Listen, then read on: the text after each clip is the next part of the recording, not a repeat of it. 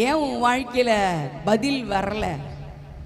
ஏன் உன் வாழ்க்கையில் நீ ஜெபிக்கிறதுக்கான பதிலை பெற்றுக்கொள்ள முடியாமல் இருக்கிற? அவரைனா கேட்கக்கூடாதபடிக்கு அப்படியே செவி மந்தமாக இருக்குதா? அல்லேலூயா.